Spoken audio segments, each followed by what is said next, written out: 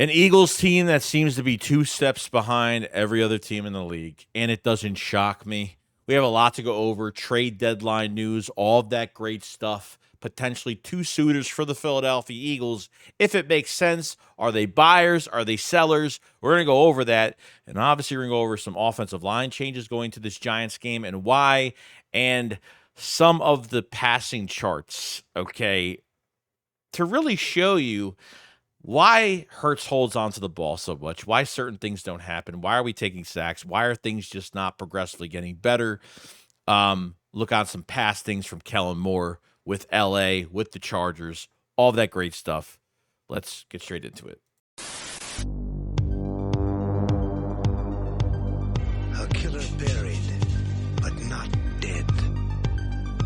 Darren, we better turn around. Because I've seen enough horror movies to know any weirdo wearing a mask is never friendly.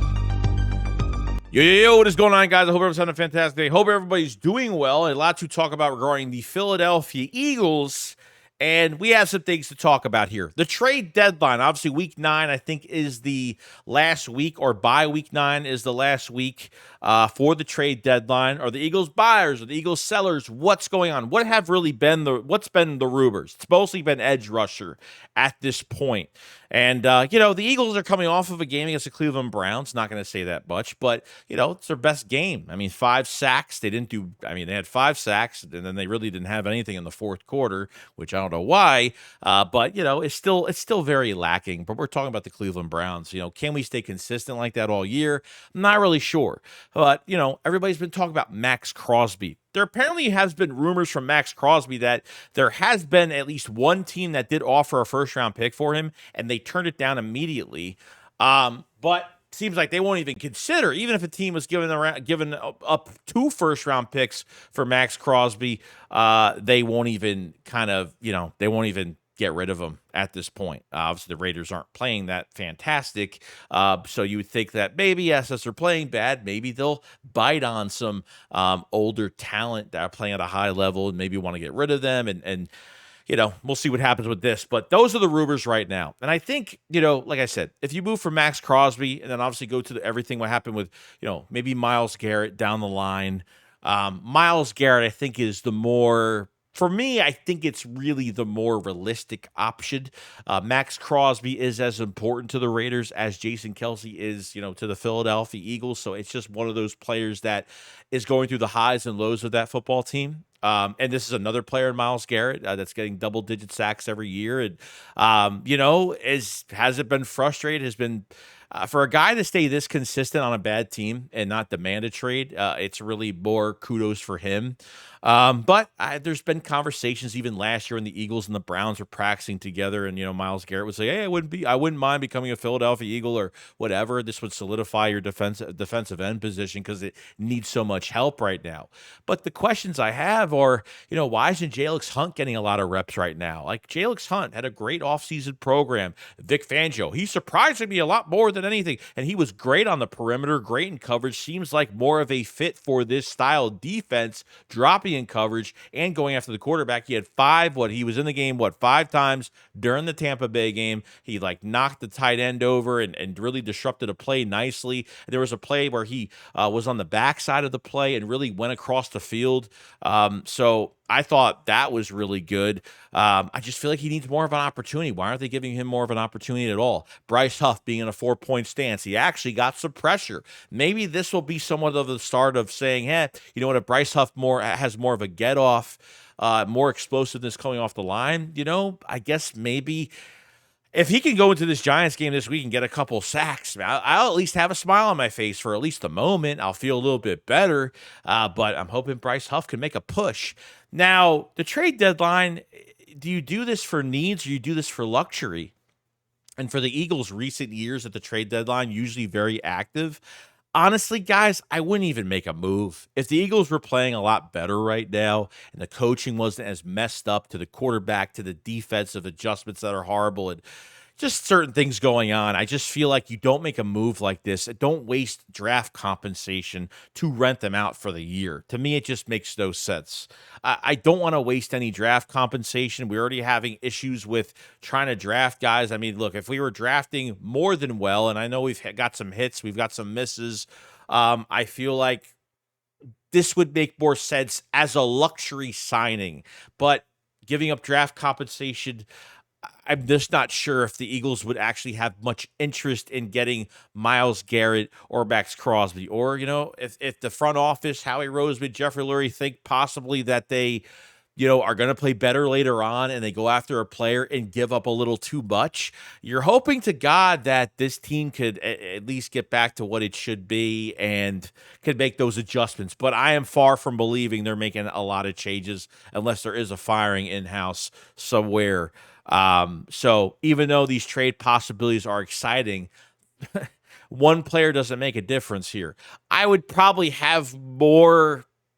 I would be more comfortable bringing in a defensive end just because I feel like, yes, it's definitely well needed with Cooper DeJean in the secondary now. And, you still have Sidney Brown on the outside of the circle lurking in slowly that he could be on the active roster soon. He could be playing soon under Vic Fangio. So, maybe I have more faith in this defense than the offense going forward because it's just incapable right now of even changing, even 2% incapable of changing right now. So that's really the trade deadline news. The only two names. There could be teams that you could go after, like the Jacksonville Jaguars with Trevon Walker. I don't know. Somebody that's on a rookie contract that maybe could give you a little bit of a push on the edge. You have to look at those teams to give up as much draft compensation as you're going to give up for one of these guys. I don't even know if it's worth it because if you give up the draft compensation on top of playing, not winning football games, it really makes no sense. So, if you want to trade players, if the Eagles are willing to sell, maybe James Bradberry that's going to be active in a couple weeks, or because James Bradberry's coming back, Sidney Brown's coming back. You're gonna have to let go of somebody from the active roster. So I'm wondering what they're going to do when those two players return, and that's going to be interesting. So those are the trade rumors as of right now. I really haven't heard any other names that are really flown out there. And usually the things you don't hear are more of the possibilities that can happen. So we'll see what's going on with that. Now, regarding the offensive line for the Philadelphia Eagles, it looks like potential changes could be made this week. Now, I don't think, we know that Kayvon Thibodeau for the Giants is not playing on the edge. He is out. I think it's with the wrist injury or something like that. I forgot what the injury is. But it looks like Mekhi Becton could be, it's not official yet, but could be moving to that left tackle spot. Mekhi Becton has already made some jokes that he doesn't want to go back to MetLife because he knows the field is god-awful. So that's another thing we have to watch out for this week regarding injuries and getting more injuries. And, we need to stay healthy. Our bye week's done for, and now everything's going to count towards injuries and continuing forward. So Mekhi Becton could play the left tackle spot. During training camp, they had him. He was pretty much the prime backup when Tyler Steen and Mekhi Becton were really going at it. Tyler Steen kind of got injured a little bit, and Mekhi Becton was really taking that role. So he could play left tackle. He could play right tackle. He could play right guard. So they could be moving Mekhi Becton to left tackle, and Tyler Steen could be getting his first start this season at right guard. I think obviously Trevor Keegan probably won't get his shot right now. I think another year, another offseason program, and obviously staying healthy. He was, unhealthy a little bit in the offseason program. So I think this would be your best bet because it wouldn't shock me if Brian Burns is going to be moving around for the New York Giants on that side. They're going to be hounding that side if Fred Johnson is there at left tackle. So I would kind of look out for that this week. Probably, in my opinion, this would make me feel a little bit more comfortable with the matchups going forward. So at least Lane Johnson, you want to protect Jalen Hurts' blind side, and if he doesn't have a blind side, on top of some of the bad pocket awareness that Jalen Hurts has at times, you don't want to get some easy turnovers with this Giants defense. And this Giants defense is obviously, it's not bad. Dexter Lawrence is their best defensive player. It's another guy you have to watch out for. But if Fred Warner starts at left tackle, they're going to be honing in on that spot, constantly get pressure and try to get Jalen Hurts.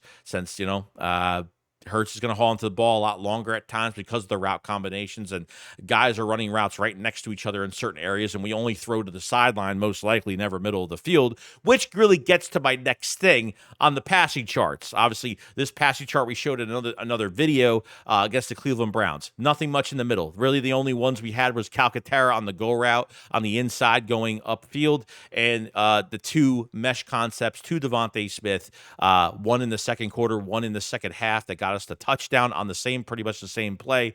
But this is absolutely freaking ridiculous. You wonder why Jalen Hurts holds on to the ball for so long sometimes. Usually when you're watching a football game, we're yelling at Jalen Hurts to throw the football. But we're wondering why guys aren't open, because if you're looking at certain things, a lot of guys are running route combinations next to each other in the same area. And sometimes that shit gets annoying. The Eagles have been doing that really since last year. And it's continued. For what reason? No idea. But because, we like to keep the same offense in-house since 23, because 23 ended up in such a bad year, I went and looked at some of the next-gen stats from Justin Herbert under Kellen Moore, Keenan Allen at wide receiver that had his best season of his career, over 30 years old, under Kellen Moore. And yeah, you see the difference in where those completed passes were. This is just from a wide receiver standpoint as being the number one receiver for a team, and just how much more these guys can really be involved in this offense. And it's very disgusting and nauseating to even look at this, because you go from Jalen Hurts' passing chart, but look, we'll even dive it deep further to Justin Herbert and look at that whole entire thing, and look at all of that. Even if it's incomplete, who cares? We're looking at targets. We don't care if they're completed, but damn, dude, look at how much middle of the field. Look how much almost at the line of scrimmage they're throwing passes. I mean, it's absolutely insane, the amount of targets midfield. Why are the Eagles so obsessed with sideline passes? Dump offs are fine. Obviously, if you're checking down or whatnot, that's perfectly fine. You wonder why Jalen Hurts holds onto the ball so much at times. And is there, Jalen Hurts, it just feels like even if there's something in the middle at times for Jalen Hurts when it comes to some of these games, it just feels like, can he not throw over bodies? Can he not throw over the line of scrimmage in front, and behind his offensive line with defenders in front? Can they not even do that? Because half the time Hurts will escape the pocket for 2 seconds just to try to make a pass with open field vision. I don't know. It's just really weird to me, So if you're thinking you're going from this to literally this, it's really. To say that Kellen Moore is not involved or is involved in this offense, barely that. The only time Kellen Moore's involved, when you see something that you never really see, whether it's a mesh concept from Devontae Smith twice in that game against Cleveland, or you see some, literally it's been shotgun pass, no read option, no play action. If you're going to run the ball, where's the play action? Remember in 23, they ran so much play action without a run game? You have to have a run game to run play action. It makes no sense to run play action if you're not running the ball. And that's what happened last year. It made no sense. And defenses are not going to be tricked by it. So when Saquon Barkley goes over that line, right, doesn't go over the line for the first down, it's literally, 3rd and 1? You decide to drop Jalen Hurts back on a cover zero blitz, whatever it was. They brought everything but the kitchen sink included, okay?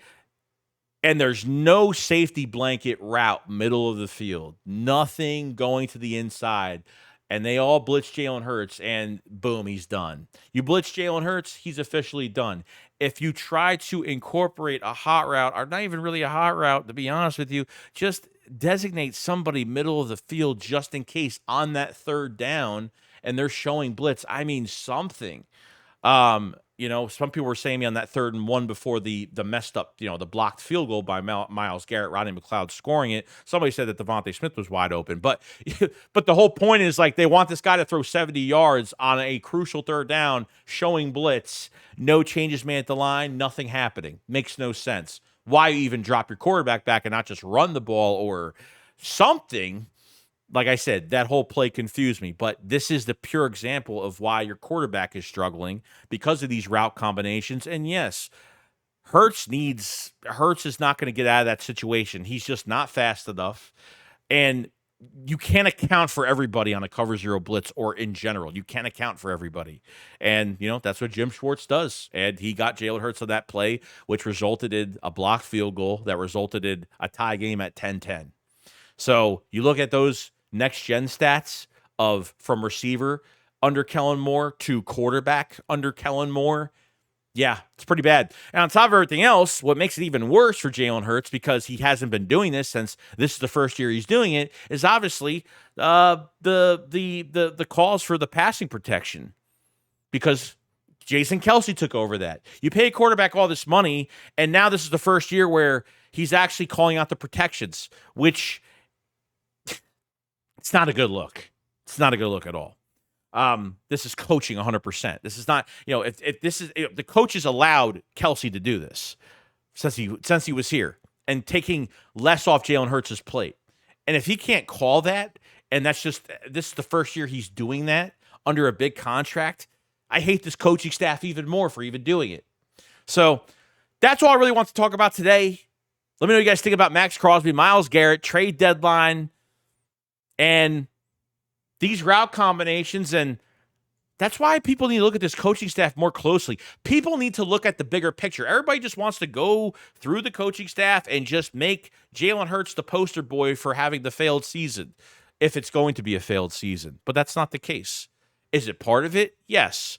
But look what's given to him. Look what they're doing to this offense.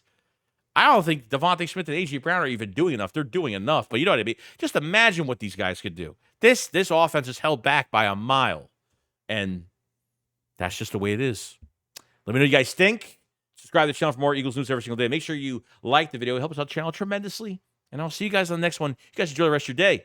Shakes what up, follows up. Peace out, guys. Peace.